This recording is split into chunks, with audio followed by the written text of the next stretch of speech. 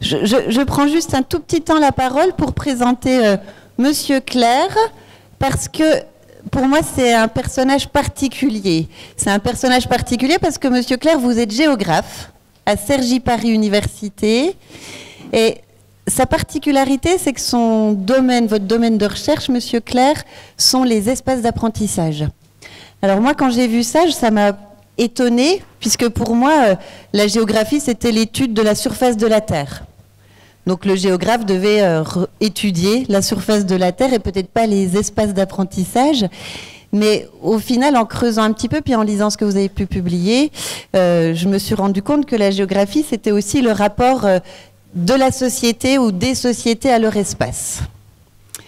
Et vous, votre domaine de recherche sont les espaces d'apprentissage parce que vous avez la particularité de travailler avec un laboratoire en sciences de l'éducation.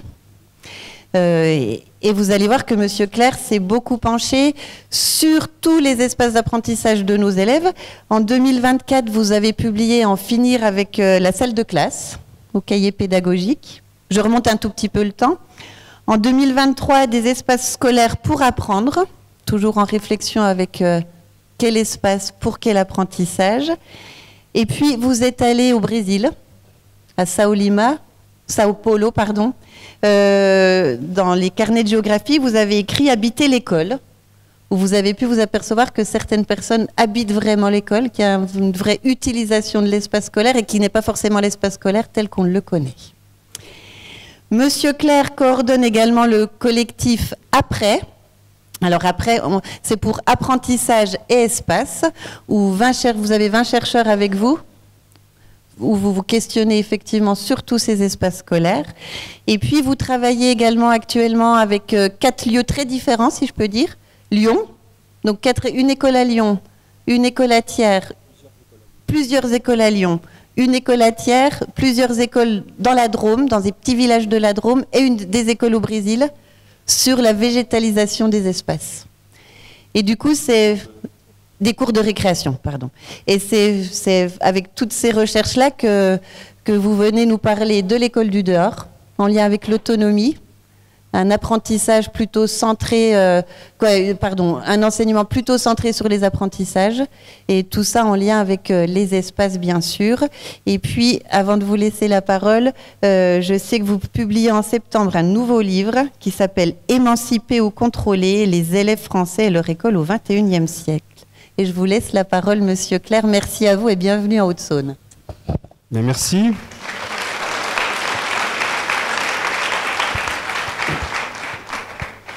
Je vais me percher, ça me permettra de poser mes documents et mon téléphone pour vérifier l'heure.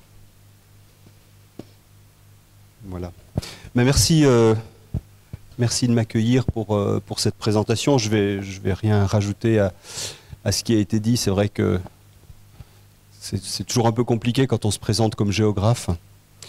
Donc parfois je dis que je suis prof. Ça simplifie beaucoup les choses, mais c'est toujours intéressant aussi d'avoir à discuter ce que fait un géographe dans les établissements scolaires, dans les écoles, dans les collèges, dans les lycées, dans les universités aussi, puisque dans le groupe de recherche, certains de mes collègues travaillent sur l'université. Mais comme la géographie est la science de l'organisation de l'espace par les sociétés, une école est un petit lieu dans lequel l'espace est organisé. En fait, ce qui m'importe, enfin ce qui nous importe surtout dans le collectif de travail, c'est de prendre quasiment comme principe de réflexion l'idée qu'il y a une relation entre les espaces et les apprentissages, ou les espaces et l'enseignement. Enfin, je ne sais pas si j'aurai l'occasion d'en reparler, mais enseignement et apprentissage, pour moi, ce sont deux choses radicalement différentes. Mais en tout cas, une relation entre les deux. Alors, cela étant dit, et je l'ai entendu tout à l'heure, pour ceux et celles d'entre vous qui étaient dans cette salle, bien évidemment, ce sont les apprentissages qui priment. Ce ne sont pas les espaces.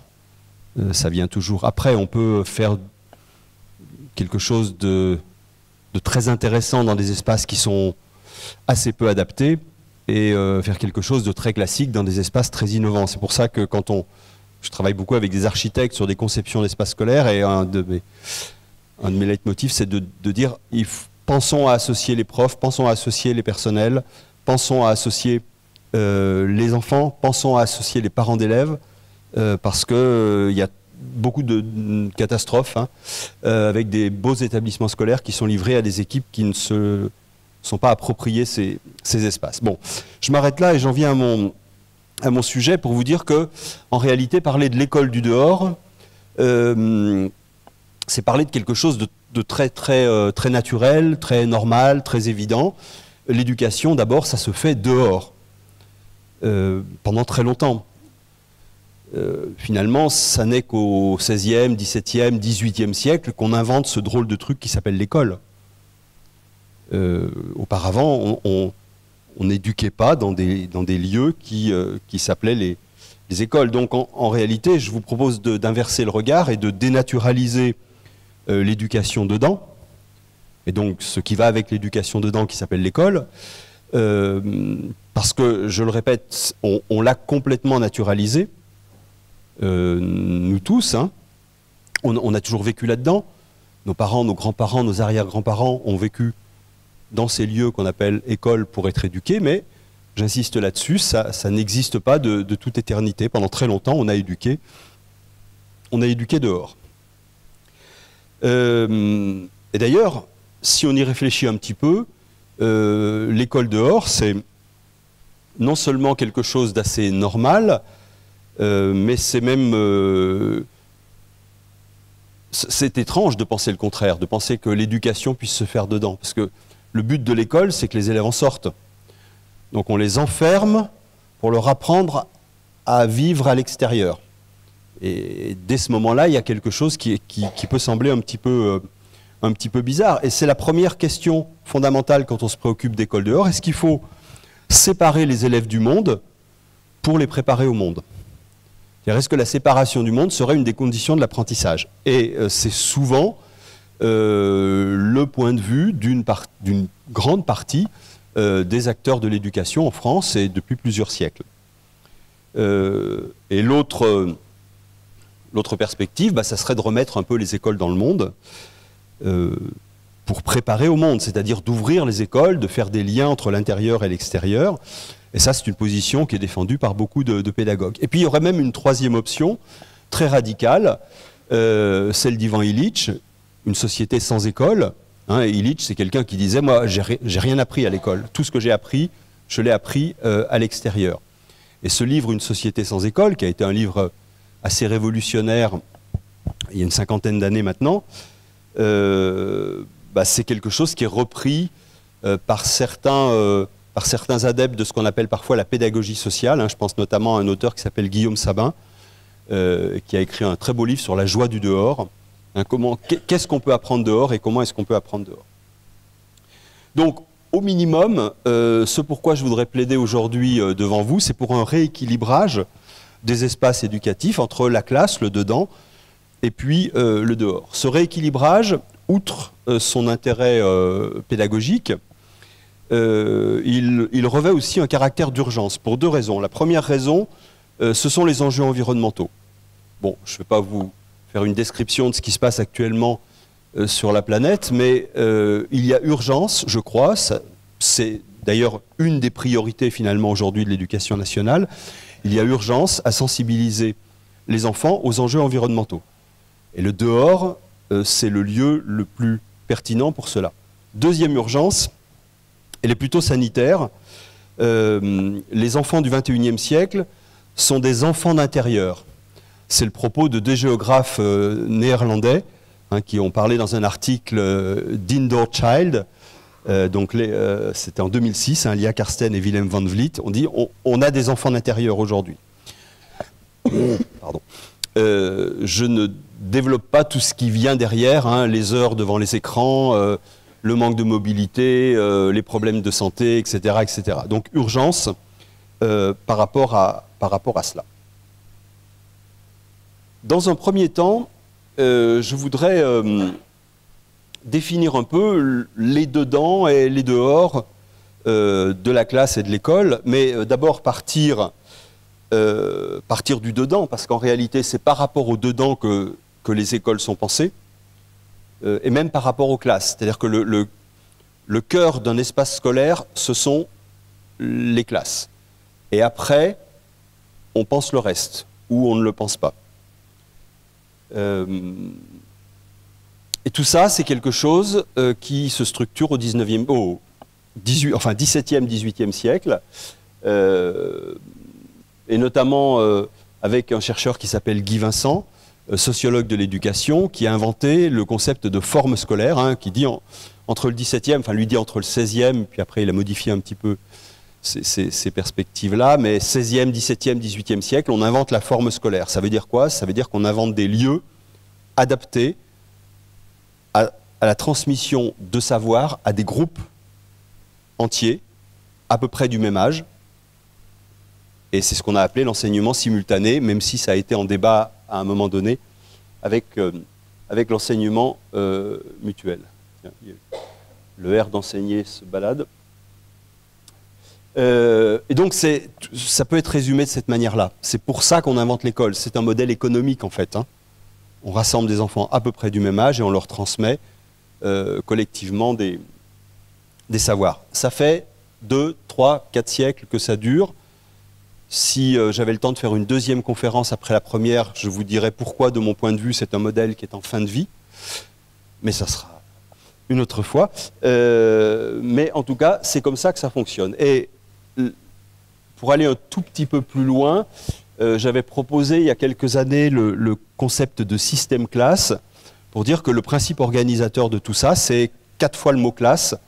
La classe comme groupe, la classe comme lieu, la classe comme temps et la classe comme enseignement. Et en fait, on utilise 4 fois le même mot. On fait classe à une classe, dans une classe, pendant un temps de classe. Alors, ça se décline de manière un peu plus souple dans le primaire que dans le secondaire, mais c'est quand même le modèle de base. C'est là que les choses se passent.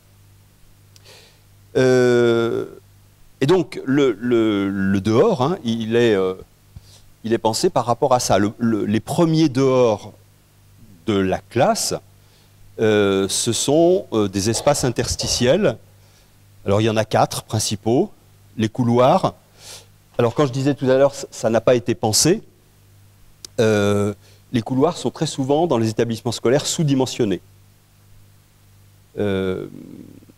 C'est normal que ça soit sous-dimensionné aussi, parce que, comme on a ce système classe, tous les enfants vont sortir en même temps pour changer de lieu.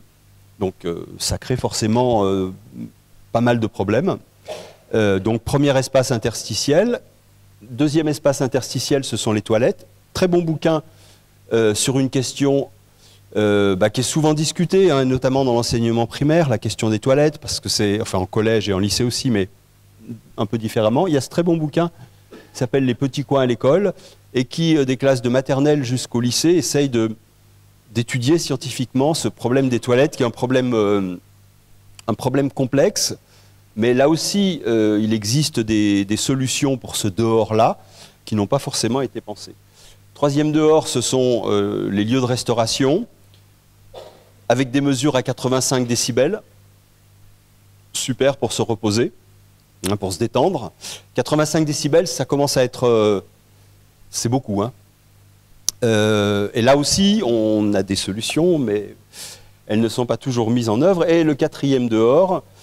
ce sont les cours de récréation. Donc ça, c'est une cour de récréation sur laquelle je travaille actuellement, à Thiers, en Auvergne, comme ça a été dit tout à l'heure.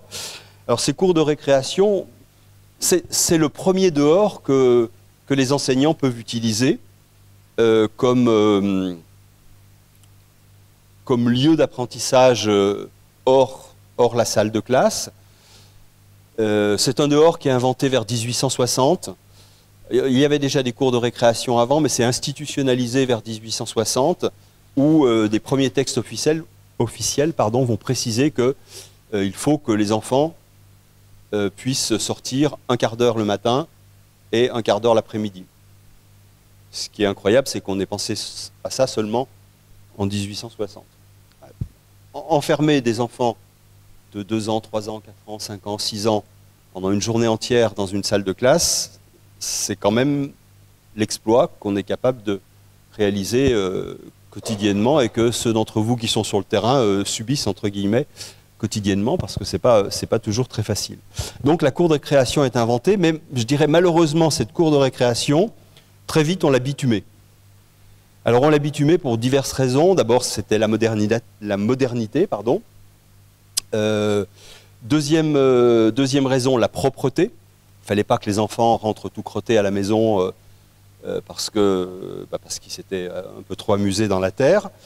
La surveillance, donc bitumée et avec des lieux de visibilité un petit peu partout. Et puis adapté aux jeux des enfants. Alors je ne sais pas si ça se fait encore dans les écoles aujourd'hui, mais les garçons jouaient aux billes, les filles à la marelle. Et puis c'était aussi un substitut au terrain de sport. Alors aujourd'hui, on fait le mouvement inverse, on est en train de débitumer les cours de récréation. C'est un mouvement qui est en route, hein. Vous avez peut-être entendu parler des cours Oasis à Paris, à Lyon, qui est un autre lieu dans lequel je travaille actuellement.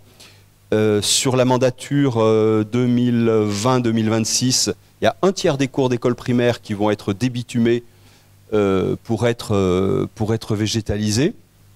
Et je dirais que ce dehors-là, cette cour débitumée et végétalisée, c'est vraiment le premier dehors qui peut faire sens pour des apprentissages complexes, hein. Je vous montre une cour végétalisée donc d'un petit village de la Drôme qui s'appelle Cluskla. Alors, bon, je le dis très vite tout de suite, mais l'enfant qu'on voit ici aussi, mais qu'on voit au fond à droite debout, c'est un enfant qui est très compliqué, très instable, qui bouge beaucoup. Et dans la cour, son comportement, je ne vais pas dire change radicalement, ce serait un peu excessif de le dire comme ça, mais en tout cas, il va centrer son attention sur des plantes, sur des insectes, et sur des activités de jardinage notamment. Le dehors, ce sont aussi d'autres apprentissages possibles en dehors de l'école. Donc, généralement, premier cours de géographie, ce que je fais avec mes étudiants, là c'était en septembre de cette année, on se trouve un endroit dehors, on sort, et puis, alors ça ce sont de futurs profs d'école, donc on peut aussi discuter de l'intérêt d'être dehors, et puis je les laisse réagir à tout ce qui les environne, hein. Là on est dans banlieue nord, nord de Paris, il y a beaucoup de trafic aérien, on s'interroge sur les avions. Je me rends compte par exemple que ces étudiants, futurs profs d'école, ont de gros problèmes d'orientation. Ils ne savent pas où est le nord, pas où est le sud, pas où est l'est, pas où est l'ouest. J'ai beau leur montrer que le soleil se lève par là.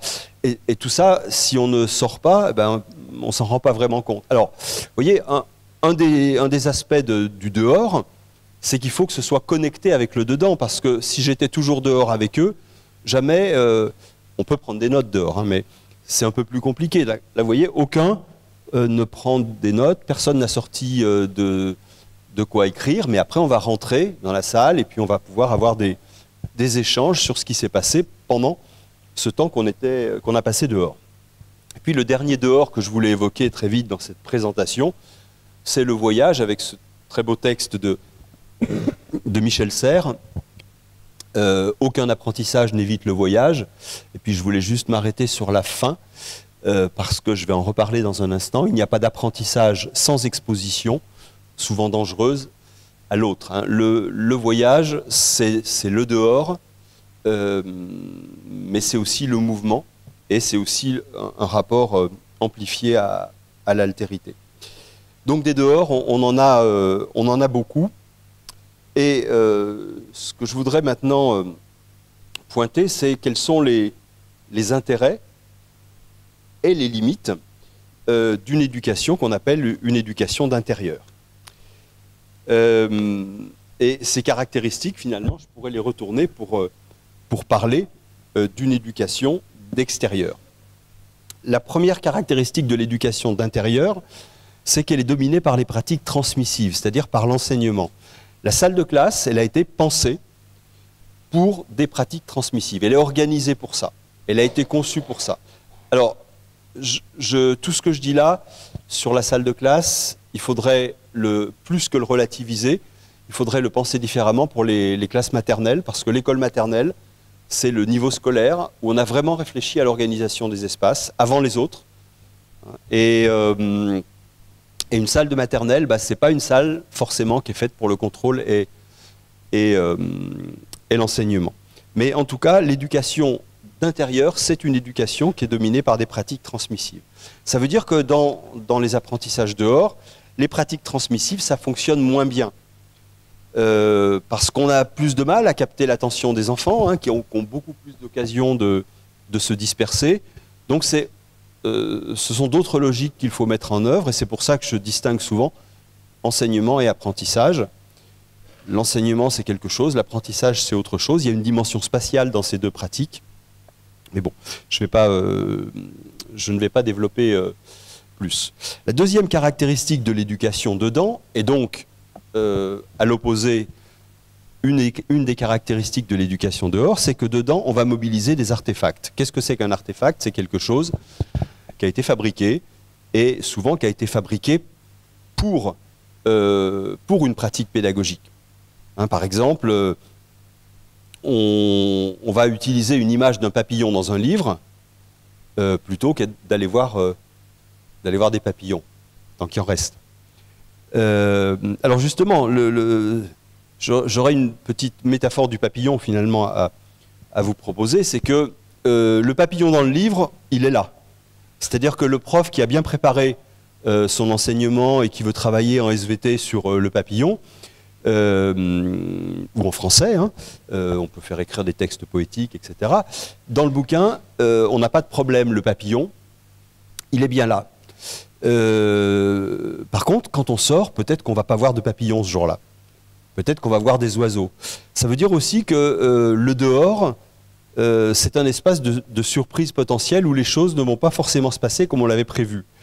Quand je travaille avec des enseignants du primaire, une des expressions qui revient souvent, c'est l'idée de lâcher prise. Alors, je ne sais pas si je fais bien de dire ça par rapport à ceux et celles d'entre vous qui inspectent, qui contrôlent le travail des enseignants, mais je pense que le dehors, c'est aussi cet espace de lâcher prise où on ne va pas faire exactement ce qu'on avait prévu. Et je pourrais même aller un tout petit peu plus loin en disant qu'il ne faut parfois pas trop préparer.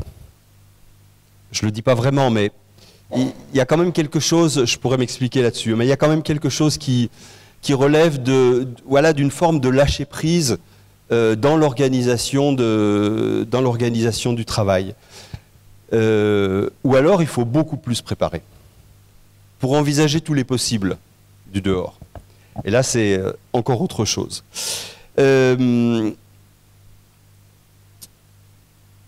Alors, je suis toujours sur ces artefacts, et là avec cette citation assez fameuse de Rousseau, qui dit « Pour apprendre la géographie, c'est pas la peine d'avoir des livres, enfin, on peut avoir des livres, des globes, des atlas, des sphères, mais d'abord, sortons, allons voir le monde. » Et même chose avec des mots, alors, apocryphe ou pas, je ne sais pas, d'un élève d'Edmond Blanc-Guernon, dont je vais vous parler dans quelques minutes, qui disait « J'aime beaucoup cette phrase, il y avait assez longtemps que l'on voyait les choses en encre, cela fait plaisir de les voir un peu en vrai. » On travaille, on est dans un monde de papier, dans la classe, très souvent. Le dehors, on va sortir de ce monde de papier. Des chercheurs en sciences de l'éducation ont mis en évidence le fait que on avait beaucoup développé, alors c'était il y a une dizaine ou une quinzaine d'années, je ne sais pas si on en trouve toujours beaucoup aujourd'hui, des mallettes d'éducation à l'environnement. Mais c'était fait pour la salle de classe. C'est-à-dire qu'on éduquait à l'environnement avec des mallettes qui remplaçaient l'expérience, on va dire, des espaces extérieurs. Une autre caractéristique de l'éducation dedans et donc de l'éducation dehors, c'est que l'éducation dedans est pas tout à fait monosensorielle, mais en tout cas va privilégier, voire rendre exclusif deux sens, qui sont la vue et l'ouïe. Si on réfléchit bien dans la classe, l'essentiel va passer par la vue et l'ouïe. Alors bien sûr, on peut toucher, on peut goûter, on peut sentir, mais c'est tellement plus simple de le faire quand on est en extérieur. On se rend parfois compte que des élèves qui n'ont pas l'habitude d'être dehors vont avoir beaucoup de mal, ça ce sont des récits d'expérience, hein, à toucher, toucher de la boue, toucher des insectes, toucher des limaces. Vont avoir beaucoup de mal aussi à marcher pieds nus dans l'herbe. Ça, c'est des expériences qui ont été faites à plusieurs reprises. On va dehors avec des enfants, on leur demande d'enlever leurs chaussures. Certains enfants ne veulent pas enlever leurs chaussures. Certains enfants n'ont jamais marché pieds nus dans l'herbe de toute leur vie. Et ça, c'est vraiment l'effet Indoor Child qui a été mis en évidence. Et c'est relativement nouveau, finalement. Le dernier point, je crois que je voulais évoquer sur cette partie, l'éducation dedans, c'est une éducation sans le corps.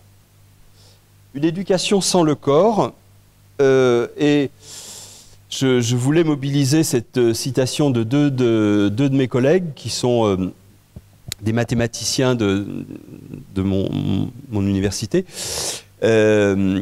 Témoignage d'enfants après un exercice sur ce qu'on appelle le planétaire humain. Le planétaire humain, c'est l'idée d'une grande bâche sur laquelle le mouvement des planètes est représenté. Et les enfants vont se déplacer sur la bâche. Ne me posez pas de questions parce que je ne serais pas capable d'aller très loin dans les explications. Les enfants vont se déplacer sur la bâche pour expérimenter le mouvement relatif des planètes, la vitesse du mouvement des planètes les unes par rapport aux autres.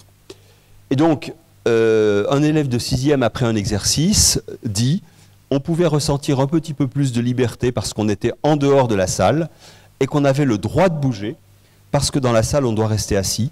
C'est vrai qu'on se sentait plus libre que dans un vrai cours.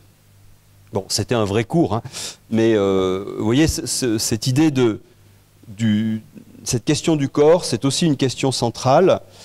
Alors ça, c'est un produit vraiment de la forme scolaire, l'éducation assise. Cette éducation assise, elle est inventée d'abord dans l'enseignement catholique et puis c'est repris dans l'enseignement public ensuite, hein, c'est qu'on apprend assis. Bon, nous savons tous que nous n'apprenons pas forcément assis. Je ne sais pas comment ça se passe pour vous, mais pour ce qui me concerne, marcher, c'est un bon moment de réflexion, d'apprentissage, de résolution de problèmes de tous ordres. Donc ces positions, cette posture assise, c'est quelque chose qui commence à être dépassé. Il y a pas mal de choses qui se font dans ce domaine-là. D'abord parce qu'on se rend compte que les problèmes posturaux, on croyait que les problèmes posturaux étaient liés à des mauvaises, entre guillemets, postures d'enfants, et on se rend compte que c'est lié à la même position pendant très longtemps. Donc aujourd'hui, on dit qu'il faut changer de position, changer de posture très régulièrement. Se lever, marcher, s'asseoir, se coucher. Là aussi, pour les enseignants, c'est du lâcher-prise qui est pas évident. Pour donner une illustration de cela, je dis toujours à mes étudiants, quand vous en avez marre d'être assis, n'hésitez pas à vous lever, à faire un petit tour, à vous balader dans la salle. L'essentiel, c'est qu'on puisse continuer à travailler sans problème. Ça fait très longtemps que je suis prof d'université. J'ai jamais vu un seul étudiant se lever. C'est-à-dire que c'est quelque chose qui est complètement intégré, l'éducation assise. Et on sait bien, alors pour un étudiant ou un adulte comme nous, on peut rester assis un certain temps. Pour des enfants, ça peut être une véritable torture. D'ailleurs, j'ai toute une collection de photos, je ne vais pas vous en montrer aujourd'hui, mais de photos d'enfants qui adoptent des postures à peu près incroyables avec des chaises hein, dans la salle de classe, parce qu'ils ne peuvent pas rester dans cette position assis pendant très longtemps. Donc une éducation assise, je voulais pas vous donner beaucoup de chiffres, mais en voilà un quand même. L'OMS recommande 1 heure d'activité quotidienne pour les 6-18 ans. Hein, et ça permettrait de prévenir de multiples pathologies. En France, l'objectif est atteint seulement par la moitié des garçons et un tiers des filles. On est au 119e rang mondial sur 146 pays enquêtés sur ce plan-là. Donc, il y a vraiment, pour moi, une urgence à, pas forcément sortir, mais en tout cas avoir des activités physiques, et dehors, c'est pas mal. Alors, rapidement, quelques pionniers de l'éducation dehors, pour vous dire que ça vient de très loin. Le premier, en fait, c'est Aristote. Aristote et son école péripathétique ou péripatéticienne, c'est-à-dire l'idée de discuter en marchant. Et donc l'école d'Aristote, c'était une galerie couverte, on n'a pas d'illustration, c'était au IVe siècle avant notre ère, mais une galerie couverte dans laquelle Aristote déambulait avec ses élèves. Ensuite, un peu plus près de nous, et au moment justement où la forme scolaire se met en place, Rousseau, Rousseau qui, avec le volume 2 de l'Émile, on est en 1762, conçoit une très grande partie de l'éducation de l'Émile, puisque c'est un traité d'éducation, dehors, dans la nature. Edmond Blanc-Garnon, dont j'ai cité le nom précédemment, Edmond Blanc-Garnon, c'était un inspecteur d'académie, pas très loin d'ici, d'ailleurs en Haute-Marne, et c'est quelqu'un qui a créé le concept de classe promenade, qui a été repris ensuite par d'autres, et notamment on a un texte sur les classes promenades dans ce livre qui s'appelle « Pour l'école vivante », qui est à peu près introuvable, mais qui est en ligne intégralement. L'idée de la classe promenade, enfin il y a plusieurs conditions et plusieurs perspectives pour la classe promenade, mais ce qui est important, c'est l'idée d'une régularité. 2 fois par mois, tout l'été, le printemps, l'automne, et si possible une partie de l'hiver quand le temps était clément, une demi-journée par semaine, Blanc-Garnon conseillait aux enseignants de sa circonscription, de son académie, non, circonscription, de sortir sur le terrain. Mais classe promenade, parce que ce qui était important aussi, c'était le retour en classe, c'était la circulation entre les deux lieux, passer de l'intérieur à l'extérieur, et tous les vendredis après qui suivaient la classe promenade, les élèves devaient rédiger un compte-rendu écrit. J'insiste là-dessus parce que le dehors, c'est pas quelque chose d'à part. Il faut vraiment pouvoir le connecter au dedans. Et puis, peut-être celui pour qui le dehors a été le plus important, c'est Célestin Freinet. En 1920, il commence sa carrière à Bar-sur-Loup, dans les Alpes-Maritimes, et ça devient son terrain, j'allais dire son terrain de jeu, son terrain d'apprentissage avec ses élèves. Il va sortir énormément dans les collines autour de l'école. Pour lui, il faut aller dans le monde, il faut faire entrer le monde dans l'école. Et le principe de l'imprimerie scolaire qu'il a mis en œuvre, il est au cœur de cette réflexion, puisque une partie du journal, une partie des écrits, une partie des textes qui sont envoyés à d'autres classes sont produits dans ces activités extérieures. Comme chez Rousseau, comme chez Blanc-Garnon, il y a chez Freinet quelque chose d'important, c'est l'idée du vrai. On va travailler sur du vrai. Je parlais des papillons tout à l'heure, on va vraiment les observer. Les fossiles, on va vraiment les observer. La terre, on va vraiment la toucher. On va aussi, alors je dévie un tout petit peu, mais on va aussi utiliser de vrais outils qui peuvent être dangereux.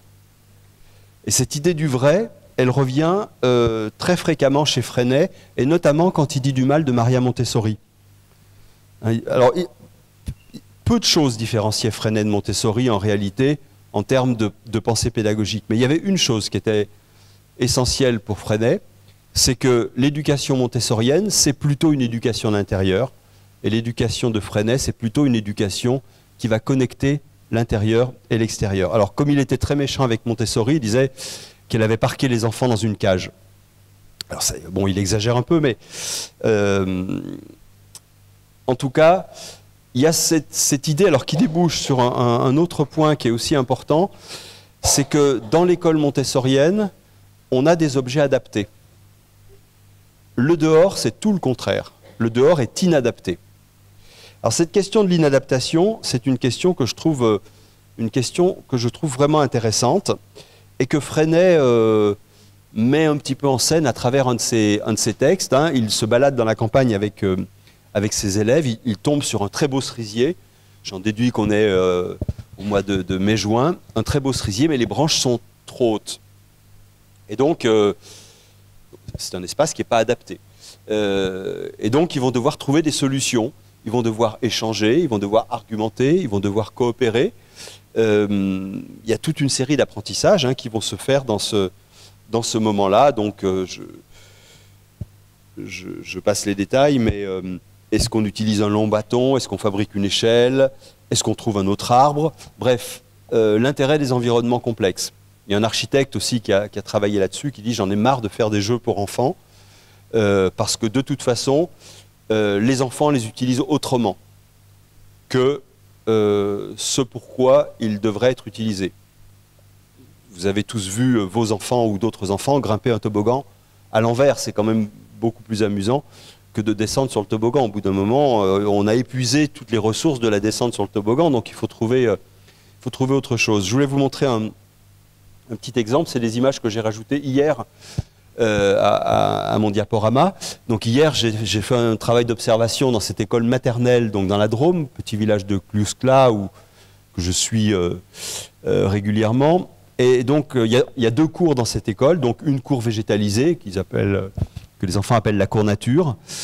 Et là, le jeu, c'était d'essayer de toucher les feuilles du tilleul.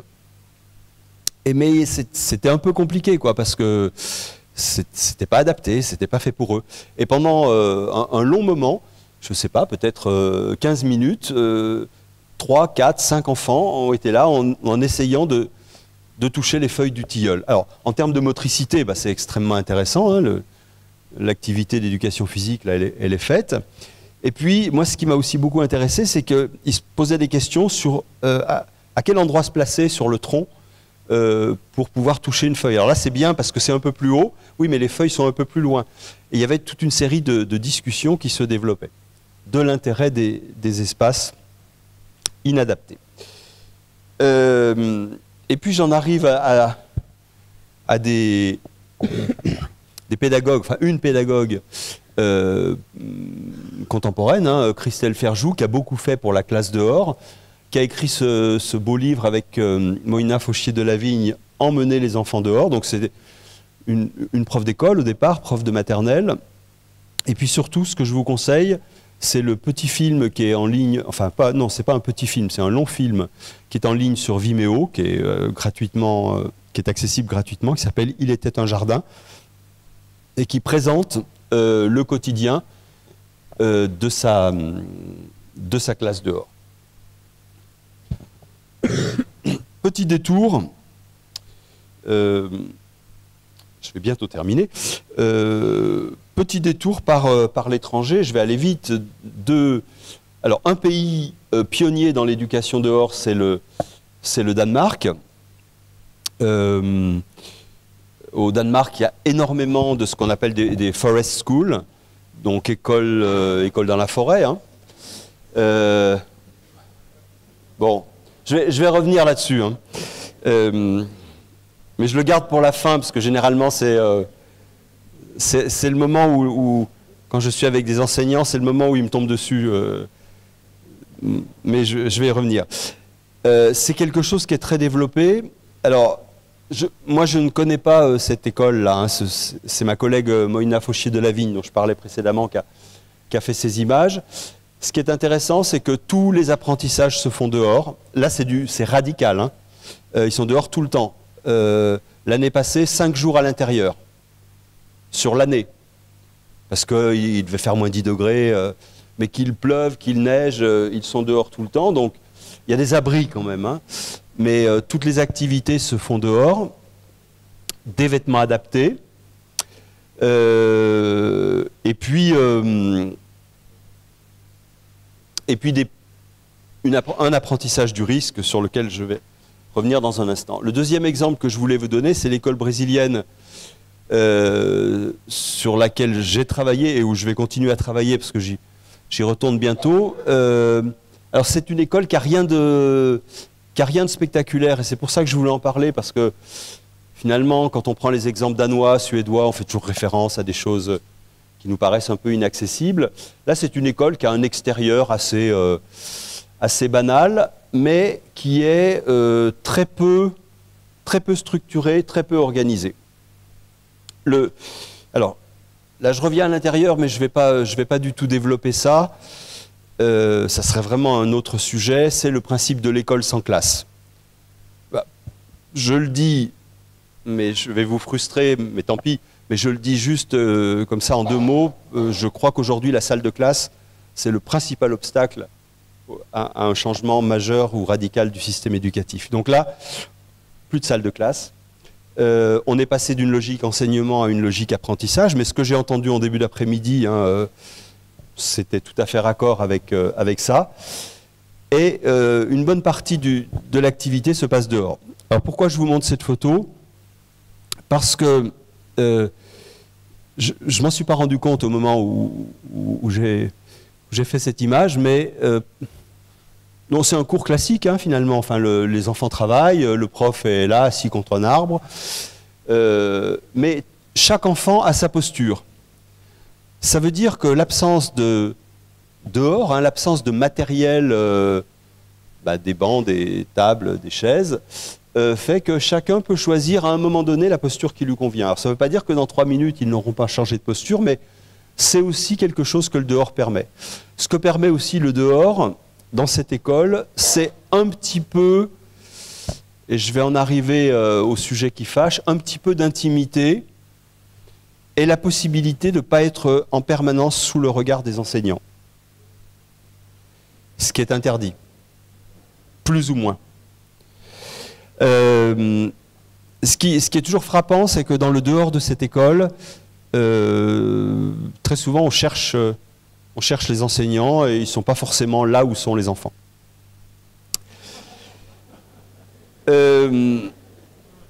Dernier point, et je m'arrête. Ce que change le dehors en éducation.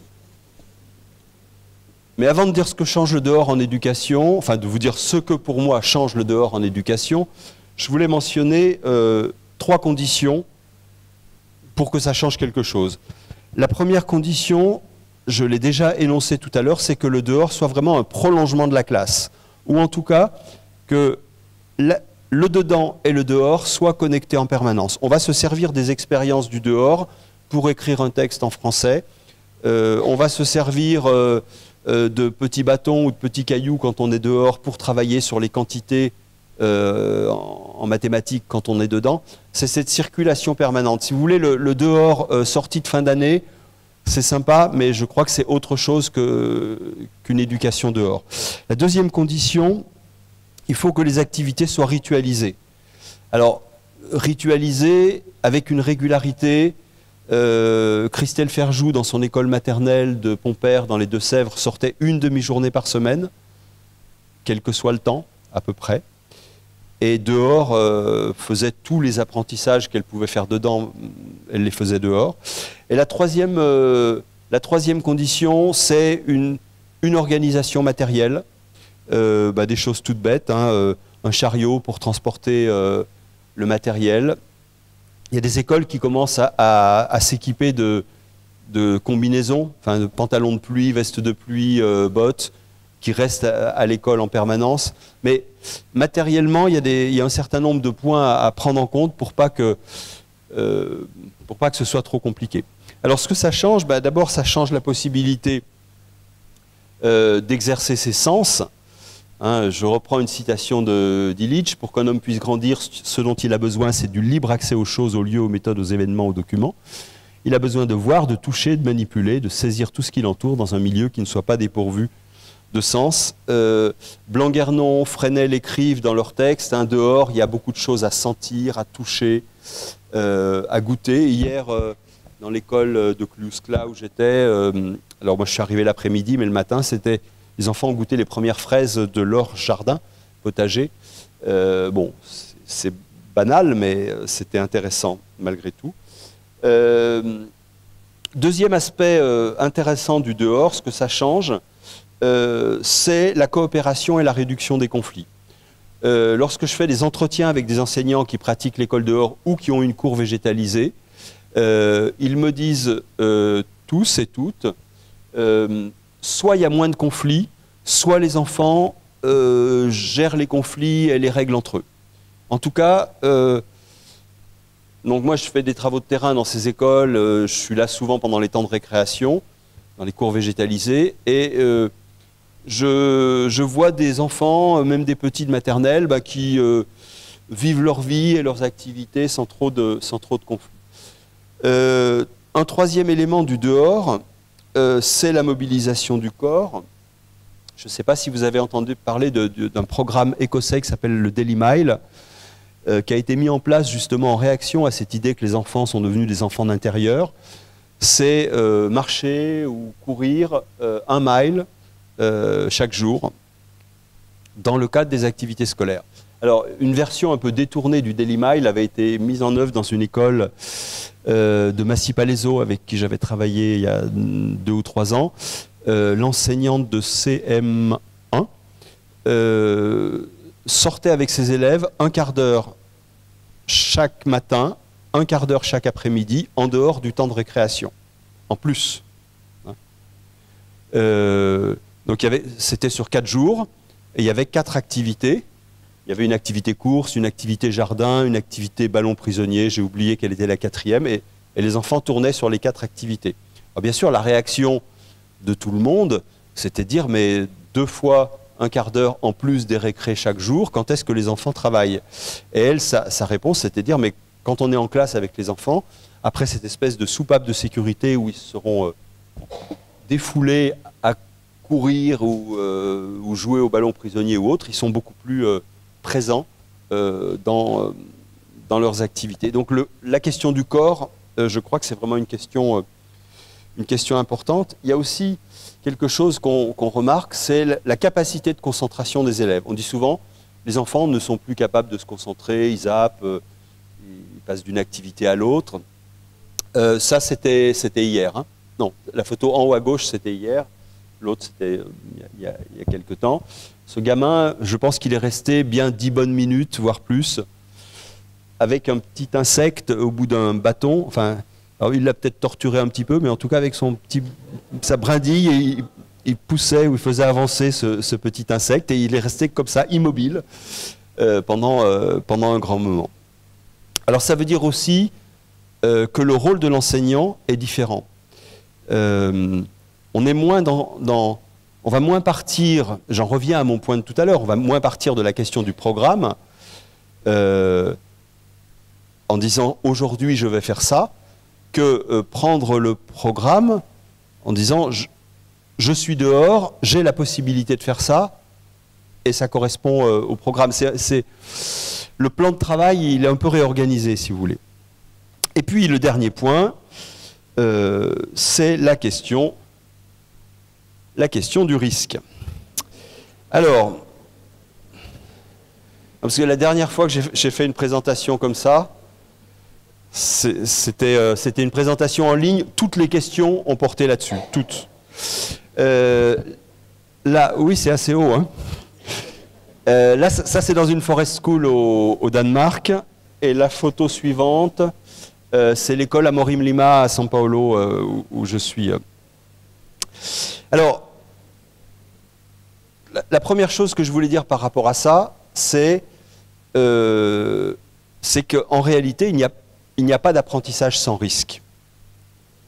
C'est-à-dire qu'apprendre est un risque. Et le premier risque qu'on prend quand on apprend, c'est quand on apprend à marcher. C'est-à-dire que si on ne prend pas le risque de tomber, quand on est bébé, on n'apprendra jamais à marcher.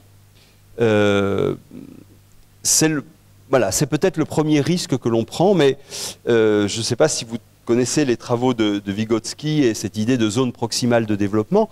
Vygotsky dit que apprendre, c'est faire ce petit déplacement là vers du de l'incertain, Alors, vous allez me dire, c'est intellectuel. Oui, mais c'est intellectuel, mais ça n'est pas qu'intellectuel. Et finalement, apprendre à un enfant à utiliser une scie dans le cadre scolaire, c'est sûrement beaucoup moins dangereux que de prendre une scie et de scier quand on n'a pas appris.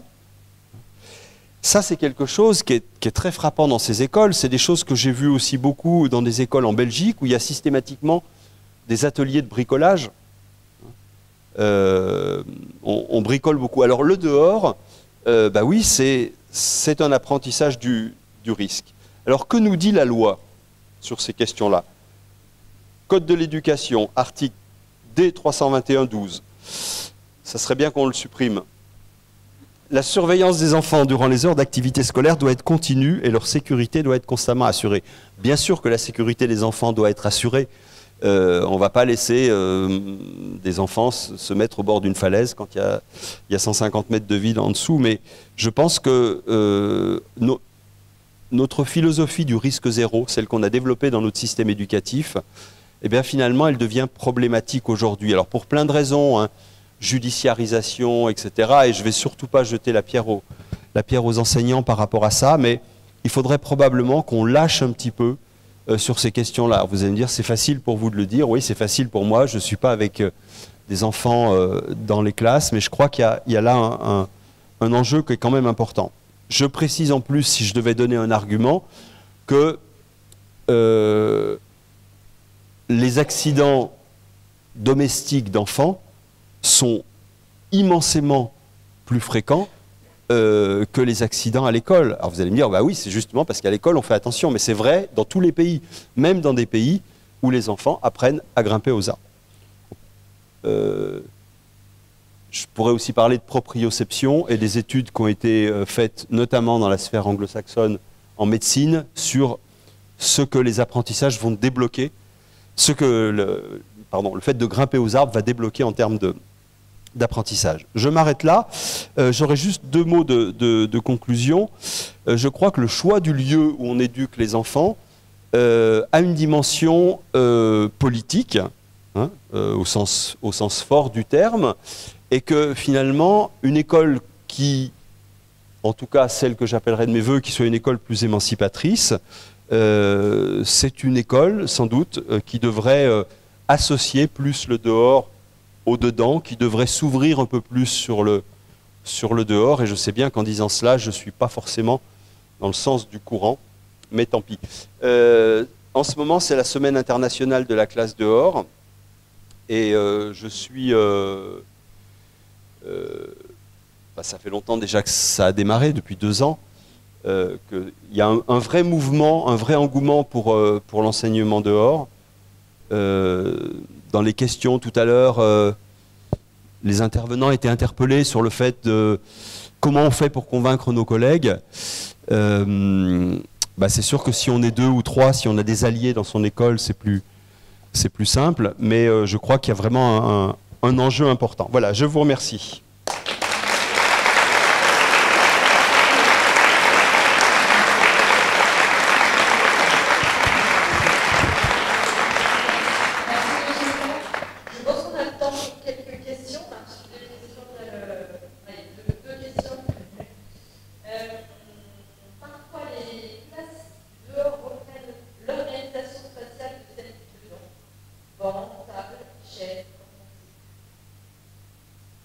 Du mal?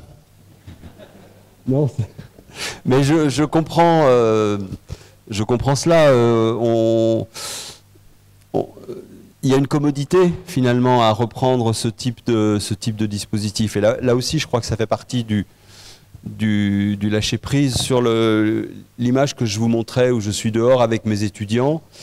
Il y a prof d'école. Donc essentiellement des filles, malheureusement je dirais, un garçon qui s'étire de tout son long et qui est à plat ventre au milieu des autres.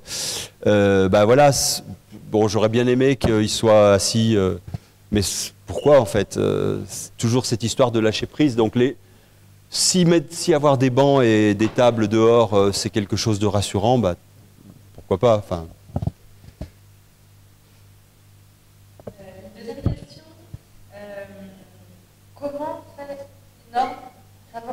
développement de l'école de dehors, comment justifier auprès des parents des